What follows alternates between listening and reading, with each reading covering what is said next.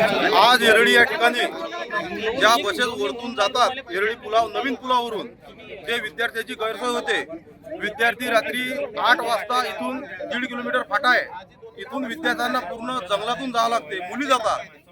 जर येत्या कदाचित भविष्यात जर काही मुलीवर कोणता काही अत्याचार म्हणा की आजकाल पाहता आपण की बलात्कार दिवसेंदिवस वाढत आहेत, तर अशा काही गोष्टी झाल्या तर याला डेपो मॅनेजर साहेब, सर आपलं नाव काय? डेपो मॅनेजर पवन टाले, डेपो मॅनेजर साहेब हे या गोष्टीला जबाबदार राहतील काय?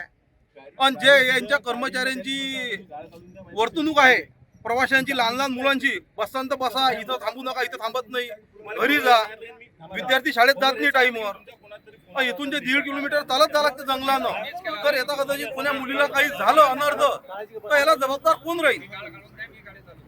डेपो महामंडळ जबाबदार राहील का या गोष्टीला?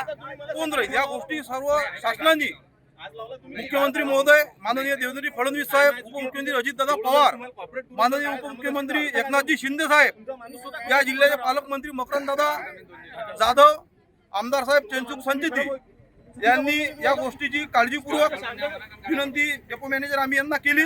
त्यांनी सुद्धा या गोष्टीची सर्व जबाबदारीनं पाहणी करून डेपो मॅनेजर यांना सांगावे। आम्ही रात्री 8 वाजता येतो, आमची ट्युशन पण असतात ना, शाळा सुटल्यानंतर आम्हाला ट्युशन पण लागते ना, आणि बसवाले म्हणतात की आम्ही इथे उतरून देणार नाही, इथेच उतरायला घेणार तर आम्ही तिथे उतरून देणार नाही, मग आम्ही करा का?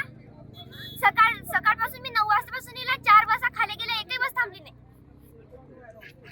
जळगाव जामोद ते नांदुरा या येरळीचा पूल लागतो, त्या येरळीच्या पुलावर हा जुना पूल आहे आणि यावर मध्यंतरी पाऊस पडल्यानंतर गाळ साचला होता। त्या गाळामुळे महामंडळाच्या प्रत्येक बस जाऊ शकत नव्हती, म्हणून आपण पर्यायी मार्ग जो वरतून जो नवीन पूल बनलेला आहे तिथनं मार्ग वळवला होता।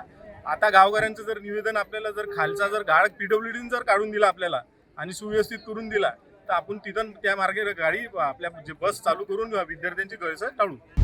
आता isakal.com आहे देशातील नंबर 1 ची मराठी न्यूज वेबसाईट। प्रत्येक अपडेटसाठी isakal.com ला नक्की भेट द्या।